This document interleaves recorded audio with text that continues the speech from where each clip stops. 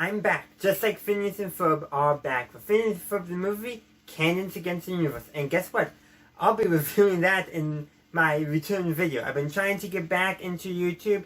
I've been a bit discouraged because the platform honestly sucks for creators who are basically independent.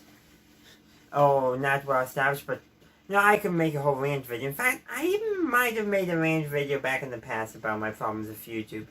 But we're going to be talking positive today because Candace Against the Universe was awesome. So, where do I begin? You might have saw my tweet where I said that I was having trouble putting everything in words. And that's still true as of the recording of this video because I'm only recording this video like 5-10 minutes after posting that tweet. So this video is how I'm collecting my thoughts. But to begin with, we're going to do some general, non-spoiler discussion, for lack of a better term. Because I know some people do want to remain unspoiled. But I gotta say, it was amazing, awesome, it was spectacular. I would like to start with the story itself. The story contains a lesson, a message, which often occurs in a lot of TV. And the story that was told, I think was actually most suited to high school students and college students as opposed to like middle school or elementary age students who are the more target audience of Phineas and Ferb, at least according to Disney. Because as how Dan and Swampy write, they often put in jokes and other content that would appeal to adults who are watching it. And also, big part of the writing style is basically assume kids are smarter than we give them credit for, which I'm a big fan of. A lot of my problems with some of my favorite franchises from when I was a kid, like the kid shows I used to watch, my problem with a lot of the current iterations is because they assume kids aren't smart, or they don't give the kids enough credit for how smart they can be. But that's a whole nother issue. I've probably talked about it before. So, as I said, the lesson is most suited towards those older audiences, and I think it's because Candace is the main character. Phineas and Ferb are not the main characters in Candace Against the Universe. Candace is. And so it would make sense that the main message and lesson would come through her and therefore be more relatable, more designed for people or viewers who are her own age. So that's going to be high schoolers primarily, but college students like me would find it relatable as well. Granted, if I go talk to maybe a middle schooler or an elementary school students, they might actually see it differently than I am because I am relating more to Candace, even though I have no little siblings who are younger than me. Little Brother, the song just started going through my head when I said that. But yeah, I'm an only child, but even though I am an only child, I am more similar in age and all that to Candace, so I would relate to the lesson that she learns, rather than that Phineas and Ferb learn. And they don't really learn as much, but they learn that they need to maybe express their appreciation for their sister better. And of course, granted, if you've seen all Phineas and Ferb, you're probably like, why isn't Candace always upset with her brothers? Oh, she is always upset, but why doesn't she be more not upset? Because who wouldn't want to have Phineas and Ferb as family? I'm just saying. So that part of the story does seem to, I thought, was more designed for people who are in high school and college. They're not quite full adults yet, and all that stuff. I want to talk about it, but I'm afraid I'll spoil it anymore. So we're going to come back to that as soon as I talk my only main critique. There were one or two jokes I felt like went on a bit too long. Normally you've heard the term awkward silences before, and that's where I felt like these jokes created. And I think shave off 1 or 2 seconds and it would have been those jokes would have been much better. But other than that, the humor was spot on, funny. I would say the jokes and all that landed 99% of the time, except for those 1 or 2 instances where the joke just dragged on a bit too long. So now that I got that out of the way, before I talk about Murphy's Law references I caught, let's go back to the message and all that. So Candace in this movie feel like the universe is against her. In other words, she has low self-esteem. And how does she try to feel like she's more in control, that, she's worth more? She tries to bust her brothers. They actually kind of outright say that. First, Vanessa tells Candace that, and then Candace realizes that herself when she really starts comparing herself to the main antagonist, Big Bad Lady Doctor, something like that. Like that, the aliens, they have a real naming convention, I'm just going to say. But no. So the story is really Candace realizing that her self-esteem is not tied to her busting her brothers, but more toward, she needs validation, in other words, is what she's always seeking. And she actually does get it, and it's a much more fulfilling validation. She wants her validation, or she expects her validation to come through, through her mother realizing what Phineas and Ferb do all the time. They're big ideas, they're big projects. But actually, her validation that she discovers is not coming from that source, but actually from her brothers, realizing how much her brothers love and appreciate her. That's how she discovers her validation, her self-esteem, which for a high school and college student, self-esteem can be a pretty big issue, because there's a lot of high schoolers and college students who have those low self-esteems. They look for people to, they look for external validation, which is not always the best, but it can be important to know that people care about you if you do have low self-esteem. If you have low self-esteem and you're depressed, go talk to a mental health professional, counselor. Most schools have them, so if you're that age, my college actually offers free counseling to students. So, and I think, I'm not sure about alumni, but definitely students. So most schools have that available to students. So that's my little PSA there.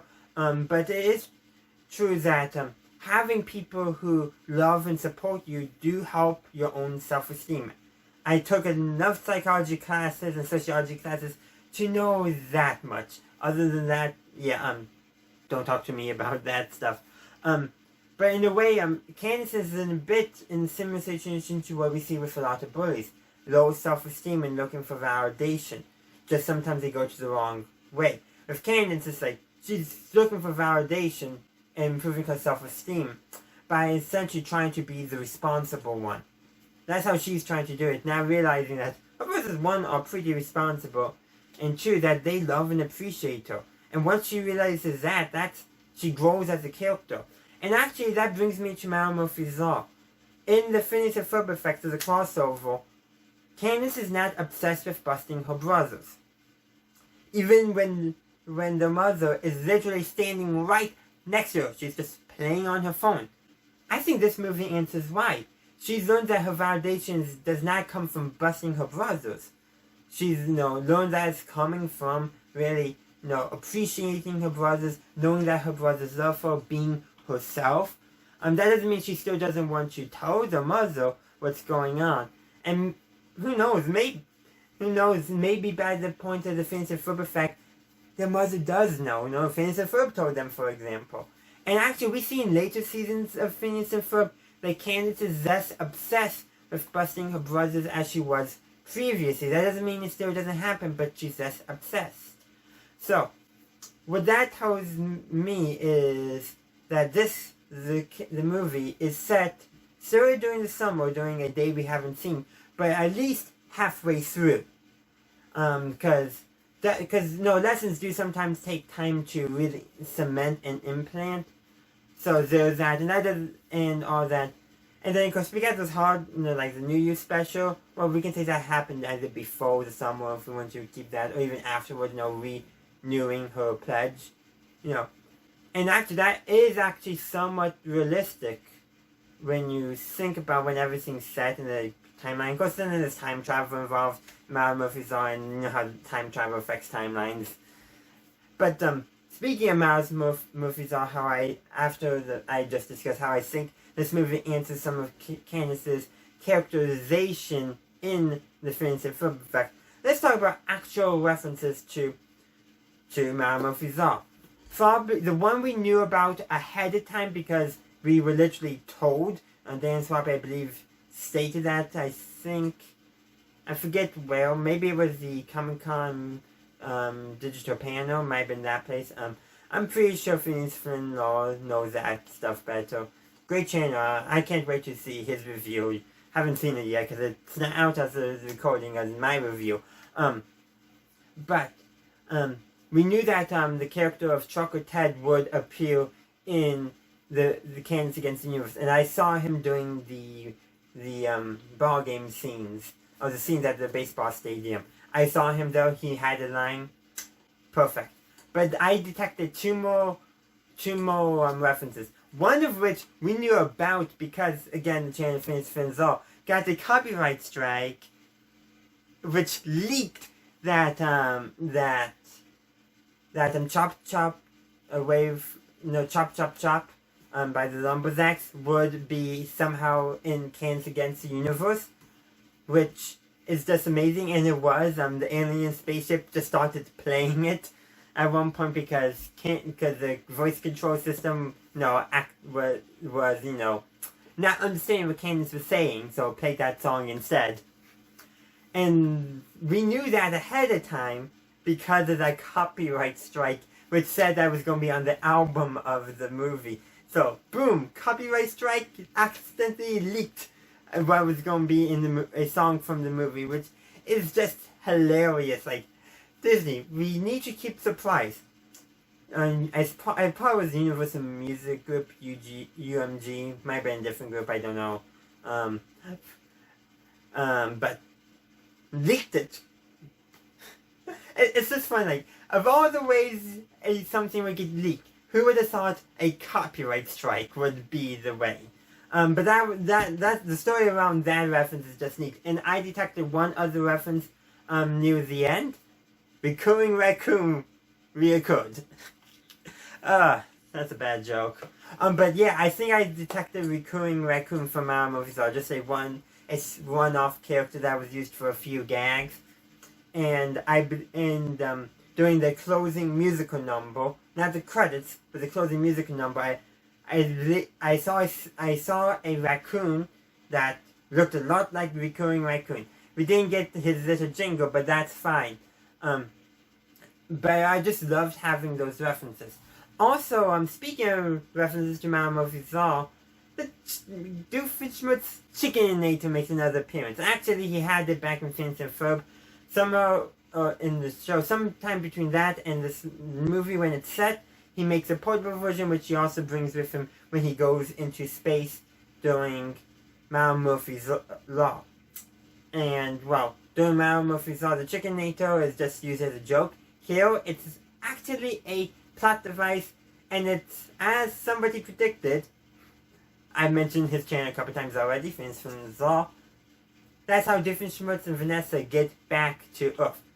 Because there's apparently a farthest chicken setting as well as the nearest chicken setting. A chicken replacinator. And then of course, and that's just funny, and that's how they actually defeat the final boss. And I'm using the term final boss because basically the main antagonist has this plant which produces mind-controlling spores, which is how she controls the population of the planet she conquered. And it needs carbon dioxide in order to grow. Very environmentally friendly. And Ken's like, wait, like mind controls? That's literally how she responded. Like she was fine until she realized, oh wait, it's mind controls. And then so when the antagonist, big bad lady doctor, I think, I can't remember if bad is actually in her name or not. But anyhow, when she discovers that Earth is full of carbon dioxide because everyone breathes it out, she brings a plant there, and but it absorbs so much it turns into a monster that eats her. Yeah, it eats her. And then they have to defeat that. But don't worry, the chicken replacinator, because there was a chicken on the planet Zoblax, no, it's in the Zolbax cluster. Whatever the planet's name actually is. Because earlier in the movie, Doofenshmirtz accidentally uses a chicken nature to replace something on a dragon, a creature that's designed like a dragon with a chicken, which is also where we get the farmer and the farmer's wife and the farmer who is not necessarily a farmer, but his wife is called the farmer. So it's a weird thing, but we get their appearance which is just fun. It is really just a fun reference and a joke. So there's a chicken on the planet, on the alien planet, and so to get rid of the big final boss that's basically a mind-controlling plant that can develop sentience if it gets too much CO2, is that chicken replacing it, changes setting to father's chicken, switches back, and boom. And back on the alien planet, because there's not enough CO2, it dies. And Big Bad Lady Doctor, still alive. She does kind of realize she maybe was wrong because of Candace, that maybe she was a bit wrong in how she was seeking her validation. But of course we don't know if she actually gets anything, because it just ends with the aliens, the natives of the planet, the cowards, that's literally their species name, arresting her. Yeah, a planet that the species are literal cowards. That's an interesting thing. Very different than the aliens in Realm of Zar. A little bit. Those aliens were they could be cowardly, but they weren't cowards. Because anyone can be cowardly at any time. And there were basically the two races of aliens in all this, or three, actually. And maybe two, maybe three. Definitely two, maybe three. The question is, was Big Bad Lady Doctor a different species of alien than the aliens she used as her soldiers? That's a good question. Might be. But maybe not. But anyhow, apparently when they get excited, everything above their torso blows up. And makes it sound Candace. Which is just funny and weird. But they're fine. Their top goes back. Which means, guess where the brains are? Yeah. It's like, I don't know if anyone else has saw that, but that's literally where their brains are. Something that we sometimes on Earth use as an insult. So, make of that what you will, but it's definitely a funny gag, because, we know they're fine, but we also know that the brains aren't up here, so down there. Because you need, and that also means most of the vital organs are not in the torso, it's down here. Down there. So that's actually an interesting thing about that alien's biology. And I'm assuming that, otherwise how can they live? Because they also mentioned that they breathe in oxygen and breathe out oxygen. So, what good is that? Now, on Earth we breathe in oxygen, but we also take in nitrogen and probably a little CO2 and a bunch of all that other stuff. But most of that stuff, we just expel right out. So oxygen is the only thing that we need to oxygenate our blood. And we then breathe out CO2. So that would mean these aliens breathe in oxygen and breathe out oxygen. How? Unless their blood does not need oxygen. That doesn't mean they can't breathe in, because we breathe in nitrogen, but we don't need nitrogen to function. It's just expelled as waste because it literally comes in and goes out. There's nothing that much in our systems. So that, granted, the planet's oxygen content must be sky high, but I wouldn't say so because, the planet wasn't on fire, because any more oxygen than what the Earth's atmosphere currently is, you could probably go maybe 1% more, but no more than that, and all of a sudden, there's a good chance that the atmosphere will catch on fire, because oxygen is an oxidizer, in other words, helps things catch on fire. So, but what could be happening is the aliens breathe in oxygen 3, so O3, and then breathe out O2 or O1. Granted, O2, so oxygen 2, so two oxygen atoms bonded together, are the most common types of oxygen molecules here on Earth. O3 is actually what we call ozone, and O1 is very rare, but it is theoretically possible that on that alien planet, they breathe in O3 and breathe out O2. It's an alien planet. Anything goes. And then, of course, one thing, and of course, we get the reference to, sort of sci-fi fiction properties, space adventures, which we saw in the previous episode, Phineas and Ferb, Nerds of a Feather, I believe was the episode title. It's mentioned back in here where Baljeet is literally obsessing over it. Every time he uses an idea from the show to help them, it actually goes horribly, but when Phineas and Ferb do it, it works like a charm. Granted, Phineas and Ferb are more mechanically inclined. Oh, speaking of mechanically inclined, remember there was a song in Phineas and Ferb where Baljeet saying basically, in song, he basically asked Phineas and Ferb to use a mechanical inclination to help him build a portal to Mars, where they build another portal to go to the planet that Candace is being abducted to. And what happens?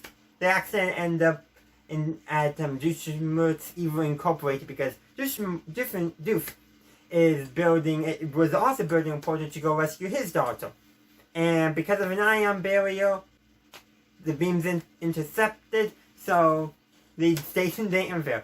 And then they took Doof's intergalactic travelator, or his spaceship, which only admitted to his daughter. Which is actually kind of funny. Which actually does show you that Doof does have a pretty solid relationship and really does care about his daughter's life. He's even, some of his stuff that he sticks to, for breeding purposes and tries to stick to, he's willing to relax among his daughter, which shows that he probably does have some respect. So, difference with and Isabella actually do have a duet. We knew that, but it's actually funny. It's basically, difference is I should be in charge because I know how to adult. And adulting that which isn't the real world, which he does admit to Vanessa. Well, Isabella's like, have you done this? Basically listing all the patches she's earned in survival. And I gotta say, if I had to choose between Isabella and Doof when it comes to my survival, Isabella, she's way more qualified with all her patches. Just because you're an adult does not mean you know everything. Though, that's the first thing of knowing everything is to know you don't know everything, if that makes any sense. But, yeah, I could continue going on and on talking about everything, the things I've skipped. Oh, and of course there was a song surrounding Perry. It wasn't sung by Perry, but it was about Perry, for Perry, when he was basically protecting the spaceship from asteroids, and uncharted asteroid fields. And then, of course, also, speaking of that, so Candace gets abducted, so it gets to be Perry's mission to rescue Candace from Alka, but he can't reveal his identity as a secret agent to his host family. But then, when Doofus was tagged along, he can't reveal his identity as a pet to Doof, so he literally is the worst agent to be on the mission, but he still does it. Even, and Alka doesn't do anything to, let's get another agent. Nope, they just say, oh, you'll figure it out.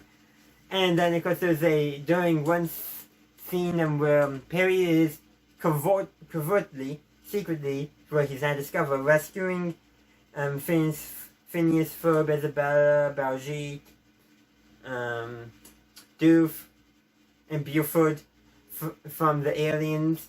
He is literally, Major Monogram is literally saying, don't engage the aliens, we don't want to deal with any intergalactic, incident, treaty fallout, we don't want to deal with alien insurance, all that. And meanwhile, but, Perry doesn't even pay attention. And at the end, there's this kind of gag where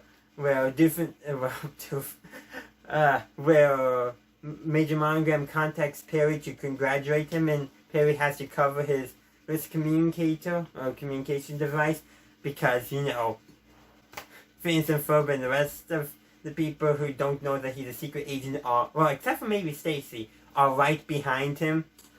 Which is just, hilarious, funny, and a good joke. And I think I've covered most. Oh, closing credits. With the song where literally singing about how the closing credits are the silhouettes of the characters. Oh, the front closing credits, you know, the stuff where they always put the art, not the listing, which can actually be enjoyable, especially when they play music over it, which they do, which is actually good music, which is the song "We're Back," which was actually released prior to the film coming out, I believe, on the Disney Vimo channel, I think it was. But yeah, that was played over it. And yeah, it was good, fun, solid, enjoyable. So there's that, and then after the end, so we finally get Phineas and, well, actually technically Ferb's father, Phineas and Candace's stepfather, but no, he discovers the portal, like, sticks his hand in, and walks through, and all of a sudden he's in a burning different even cover, because remember, when this rocket took off, he actually caught his building on fire. So the boys and Candace's father, runs it back out, all that, and then the portal catches fire, so it's gone, so the mother doesn't see it. And then she comes in carrying the pizza that Candace asked her to get earlier, so Phineas and Ferb wouldn't get busted for everything that went on. So I just say, if you saved the world, wouldn't you want to brag about that? I'm just saying. And when you want your mother to know about it, but hey, you gotta keep things in the context of busting Phineas and Ferb for Phineas and Ferb related properties. Or one starring Phineas and Ferb. You know the jazz. So yeah, that happens, and though she asks the father what happened to you, and he says, I honestly don't know. Which, yeah, is a good thing, because apparently he had no idea what was going on during all this. But I gotta say, it is amazing how Linda, that's her mother, is oblivious to everything that's going on. It's like, does she purposely actually know what's going on, but acts like she doesn't?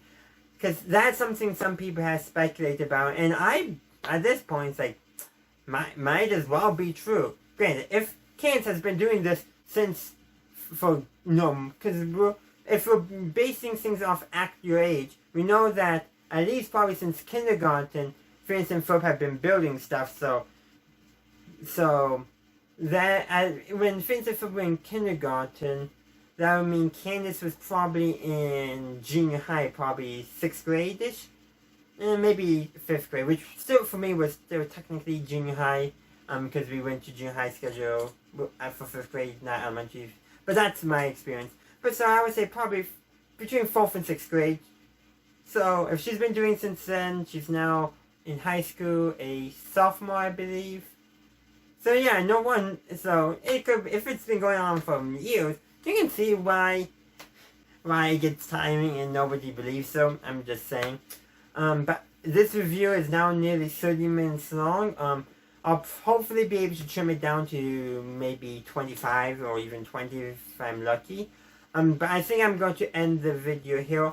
There's probably still so much more I want to say, but hey, gotta keep this video in a reasonable length, and I got to actually do my college work, because college has started for me now. Classes, yay! It's very different with COVID going on and all that, but that's another topic. But if you have any thoughts you would like to share on Candace Against the Universe, please leave them in the comment section down below. I really would appreciate it. Interaction, engagement with the channel in the videos is a great way to help support my channel. If I get more engagement, I might become more encouraged, which means I might do more content. Just something to consider. Yeah, so please do consider that. And along with engaging in the comment section, you can also like the video if you enjoyed it, or actually dislike it if you didn't enjoy it. It can go either way.